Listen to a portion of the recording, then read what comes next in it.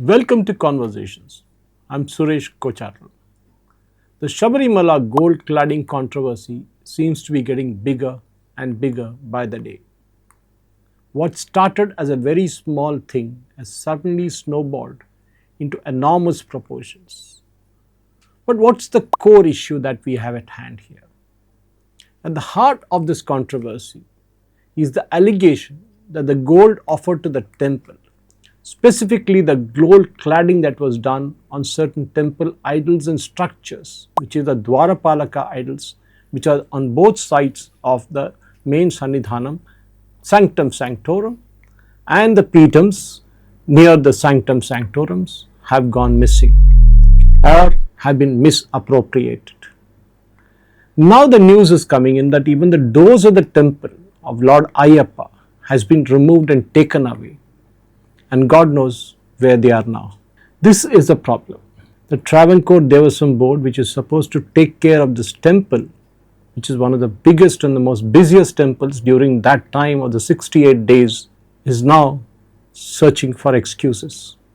Lakhs and lakhs of devotees who repose their faith in Lord Ayyappa are suddenly shaken to the core.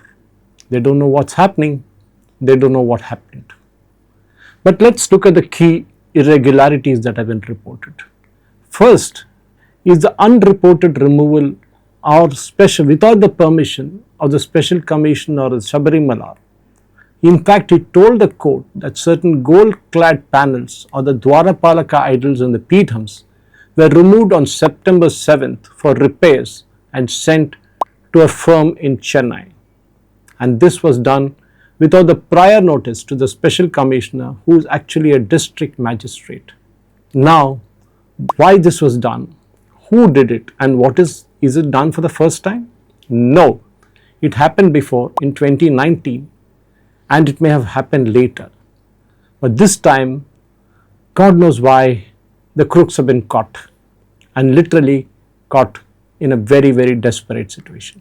The actual problem started when the discrepancies in the weight and the material accounting, in fact, go back to 2019.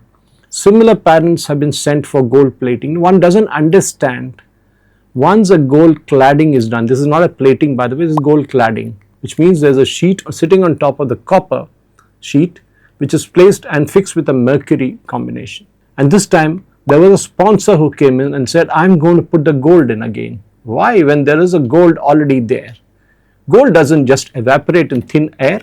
It is there. The Golden Temple in Amritsar, how many hundreds of years ago was it built, and nothing has happened to it. Maharaja Ranjit Singh had given tons of gold for that. It's still in pristine condition. But why Sabarimala? Why the Dwarapalakas have been regularly removed and taken out and brought back? And each time the measurements, that the weight of the Dwarapalakas have been different.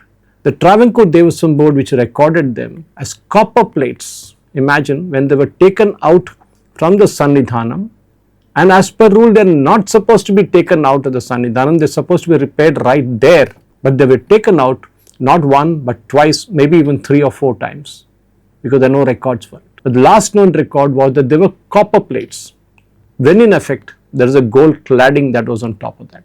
In fact, this was recorded in the General Mazar, which is the official handover document that was given to the person who took it to Chennai. In this case, one Unnikrishnan Potti. In fact, the weight of the items returned after the 2019 work was about less, 4.141 kgs less than what it was documented, indicates that there was a loss of material. The question is, did the original cover come back, or what is there right now on the Dwarapalakas, a duplicate copper? In fact, this is a question that even the High Court asked itself. Was this cladding, the copper and gold cladding, sold to someone rich and powerful who would pay crores to keep that kind of thing in their puja room or in their house? In fact, the Kerala High Court has questioned why the gold cladding, when it was made originally thanks to a 1999 sponsorship by businessman Vijay Mallya of the UB Group, is being concealed in documents as copper. In fact, the UB Group has recently clarified and told the court that about 1.5 kgs of the total 30 kilos of gold was used for the Dwarapalakas only. and the remaining was used to clad the main part of the temple, which include the doors, the roof and the walls of the sanctum sanctorum of Lord Ayyappa at Sannidhanam. Now comes the role of the sponsor, Unni Krishnan Poti, and he could not have done this alone, by the way. Let me clarify to the viewers. There's no way he could have done this alone. This involves a whole load of officials of the Travancore Devasam Board, the government and many other officials. We will know all that only after the detailed investigation is done. So let us come back to the role of the sponsor, Unni Krishnan Poti. He could not afford to do it himself. He is actually from Kerala, but he calls himself Bengaluru based, a small time priest who used to hang around in the Sabarimala temple, and in 2019 had sponsored the recladding of the Dwarapalaka idols and the Peetams. Now, why did he have such an interest? Did the Travancore Devasam Board call for a tender and see if there are more people who could do this? Why was it taken outside the Sannidhanam? More importantly, why did it take 35 days to transport the Peetams and the Dwarapalaka idol claddings from Sannidhanam to Chennai?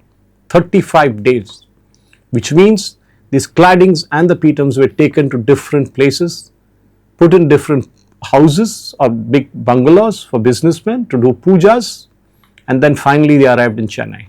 In fact, Smart Creations, the company that does the work of cladding, says very clearly that they don't accept any work which already has gold on it, which means what came to them through Poti did not have gold plating or gold cladding on it. So where did the gold go? That is the question. Where did the 1.5 kgs of gold given by Vijay Mallya go? Where did it disappear in a matter of years? In fact, as I told you, Poti did not have the money so he roped in sponsors this way. He used to take this claddings, go to some businessman's house, put it there, do pujas and then take money from him. And there's no account for how much money he made in this entire thing. In fact, in an email that he wrote from another email ID, not his own email ID, he claimed that he has some more gold left. This is a mail he sent to Travancore Devasam Board. He says, there's some gold left with him that actually belongs to the Travancore Devasam Board. And he said, what should I do with this gold? If you can give me some names of some young girls who need to get married, I will get them done. I will use this gold for that. Who authorized him? What happened to that gold? Nobody knows. In fact, this is the warranty card given by Smart Creations Chennai after the work last done on the Dwarapalaka's idols and the Peetams was in the name of Unni Krishnan Poti, not Travancore Devasam Board, who were the actual owners of that particular property. Actually, I asked you the same case. Why did it take such a long time to reach Chennai? Poti has been giving varying versions of it each time. He's becoming more confident. He claims that he has nothing to hide, which is correct because he was just a front for a big mafia that was using the gold from Sabarimala to sell it outside and make crores of rupees, and claiming that what was there as a cladding was only copper. In fact, some of the items that were reported missing from the temple were later recovered from the house of the sister of Unni Krishnan Poti. So we know how that thing has moved. In fact, the High Court has flagged that in 2025, Unni Krishnan himself has suggested using a balance of gold, as I told you, from a previous works for a wedding, raising the possibility that some temple gold was sold and misused. The High Court called this finding deeply disturbing. The court investigation and intervention, and because of these, the red flags were raised, and this matter has come now. In fact, the court took this as suo motu, despite claims in the Communist Party newspaper Deshabhimani that it was the Travancore Devasam Board and Kerala government which ordered an inquiry. No, sorry. It was a High Court which clearly says in its judgment that we have constituted a committee and a special investigation team headed by a senior DGP to take care of this. In fact, the special investigation team headed by a DG level officer, as I told you, will have to dig deep into the discrepancies and alleged misappropriations and report back within a month back to the court. In fact, they told very clearly, they told this SIT not to speak to media or anybody before they submit the report to the court.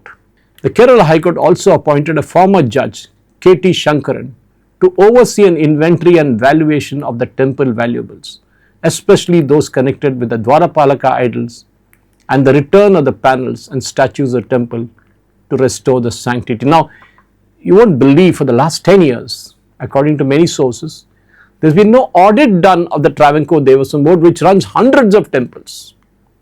Imagine, there's no audit done. In fact, the 4-week deadline which for the SIT to wrap up the probe is actually very tight.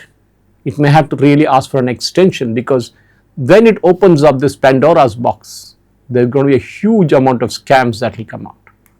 And predictably so, there is a political backlash, and demands have been coming in that then there was some minister, which is the kind of that takes care of the temple. It's called endowments in some state. It's called Devasam in Kerala.